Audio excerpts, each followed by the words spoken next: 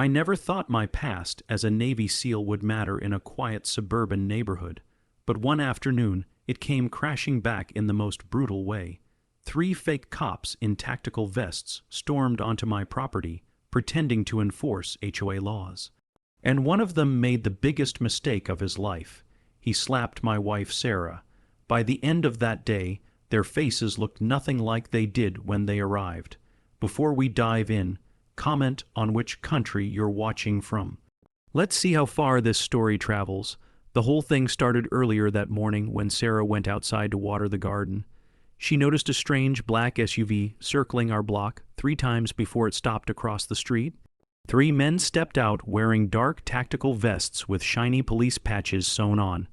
At first glance, they looked official, but Sarah immediately noticed something was off. Their belts were cheap nylon with plastic holsters, and none of them carried radios. Real officers don't show up without communication gear. One of them, the tallest, walked straight toward our yard. "Ma'am, HOA compliance inspection," he barked, flashing a badge so fake it looked like it came from a toy store. Sarah asked calmly, "Since when does the HOA hire police officers?" That's when the second guy smirked and said, "We're not hired, lady. We are the law here."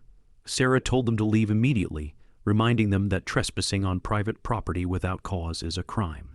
Instead, the third one stepped closer, his hand resting on the fake baton at his side. When Sarah pulled out her phone to record them, he slapped it out of her hand, and then, in a moment that made my blood boil, he slapped Sarah across the face. That's when I came outside. I had been in the garage organizing my old gear when I heard Sarah yell. I saw her clutching her cheek, while these clowns puffed their chests like they owned the place. Everything in me switched from neighborly patience to combat mode. I walked right up to them and said, "You boys picked the wrong house. You've got about 5 seconds to explain who sent you." The tallest one smirked and said, "The HOA president told us you've been ignoring notices. We're here to make sure you comply." He tried to stare me down, but I've dealt with warlords and mercenaries. A suburban poser in a fake vest doesn't even register on my radar. I told Sarah to go inside and lock the door. She didn't argue. She knew I was about to end this charade. I stepped closer, voice low, and said, "Touch my wife again, and you won't be walking out of here." They laughed, but their bravado cracked when I demanded their identification. They refused. Real police are required by law to identify themselves when acting in an official capacity. That's when I knew they weren't just trespassing. They were impersonating officers, a felony under federal law. And right there in broad daylight in front of half the block, I decided I wasn't going to let this slide. The moment I realized these guys were impersonating officers, the gloves came off. I didn't raise my fists yet, but I shifted my stance. Feet planted, shoulders squared, eyes locked. It was the same posture I used during deployments when things were about to turn violent, and the 3 clowns must have sensed it because their laughter faltered. The tall one, clearly the self-appointed leader, jabbed a finger at me. "You think you can ignore HOA rules? You've been warned about your truck, your fence, and your so-called military dogs. We're here to enforce compliance." I felt a dark chuckle rise up in my chest. First of all, I said, my voice calm but razor sharp, "I park legally. My fence is within city code, and those dogs are service animals protected under the ADA. Second, I stepped closer, forcing him back a step. "You're trespassing and impersonating officers. That's 10 years in prison if you're lucky." The shorter one tried to save face. "You can't threaten us. We'll cuff you right here." He fumbled at the Velcro strap of his fake duty belt, pulling out a pair of toy-grade cuffs that wouldn't hold a teenager. That was it. The last ounce of patience in me evaporated. I moved fast. My left hand grabbed his wrist, twisting it until the cuffs clattered to the ground, and my right elbow connected with his jaw in a clean, controlled strike. He dropped like a sack of bricks, groaning on the lawn. The second guy lunged, swinging his baton. I sidestepped, caught his arm mid-swing, and used his momentum to flip him over my shoulder. He landed hard on the concrete with a sound that silenced the neighbors gathering on the sidewalks. The leader froze, eyes wide. For a moment he tried to keep the act alive. "You're assaulting officers," he shouted. I stepped into his space so close he could smell the sweat on me. "No, I'm stopping 3 criminals from assaulting my wife. Big difference." That's when Sarah appeared at the door, holding her phone back up. This time, recording everything, already called the sheriff. She shouted, "They're on the way." The leader cursed under his breath and tried to bolt for the SUV. I wasn't letting him go that easy. I grabbed the back of his vest, yanked him off balance, and pinned him against the hood of his vehicle. He squirmed, but the truth was, he had no training, just bravado and a stitch-on badge.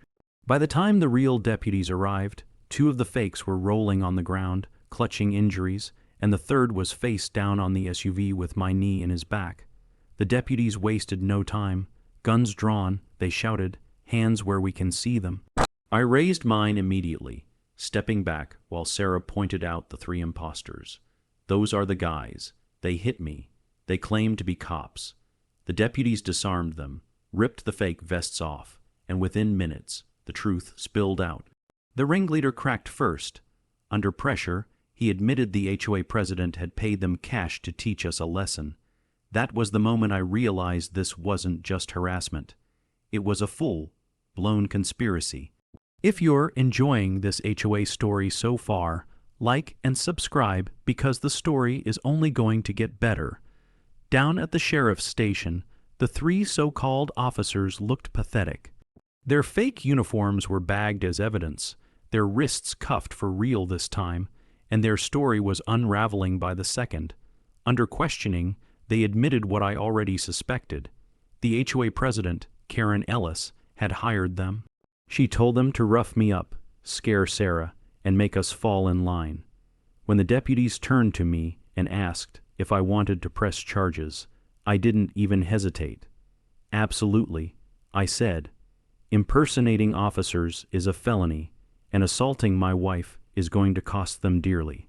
Karen, though, wasn't ready to roll over. By the end of that very day, she had the gall to file a lawsuit against me. She claimed I had used excessive force and damaged the reputation of the HOA. She even tried to argue that her hired thugs were security contractors, and I had overreacted. My attorney nearly laughed when he read the paperwork. "This is a gift," he told me. "We'll countersue for harassment, assault, and conspiracy. And since you've got video evidence of everything, this isn't going to end the way she thinks it will." The court date arrived quickly. On one side sat Karen, smug in her blazer, whispering frantically to her lawyer. On the other side, Sarah squeezed my hand, calm and steady, with our attorney ready to dismantle their entire case. The judge didn't waste time. He asked the HOA lawyer to present first. Their argument was thin, built on lies, and fell apart the moment Sarah's video played on the courtroom screen. There we were, Sarah being slapped, me warning them to back off, the fake badges, and the assault in broad daylight. Every word, every strike, every desperate attempt to act official was captured in crystal clarity. The judge leaned back in his chair, unimpressed. "These men are criminals, and you, Mrs. Ellis, hired them. Not only is your lawsuit dismissed, but I'm sanctioning you for abuse of the legal system." My attorney stood, his voice calm but firm. "Your Honor, we're filing a counterclaim today. Conspiracy to commit assault, intentional infliction of emotional distress, and HOA harassment. My clients deserve restitution." Karen's face went pale. Her fake confidence crumbled as the weight of it sank in. By the time the gavel came down, the judge had not only thrown her case out, but ordered her personally liable for damages. The HOA board members present in the gallery didn't even look at her when they left. Her empire of intimidation was collapsing right before her eyes, and as for the 3 impostors, they were held without bail, facing multiple felony counts. The sheriff himself shook my hand after court. "Good thing you kept your cool," he told me. "Most people would have frozen. You probably saved your wife from something much worse." I nodded, holding Sarah close. Karen thought she could control us with fear, with lies, with hired muscle. Instead, she lost everything.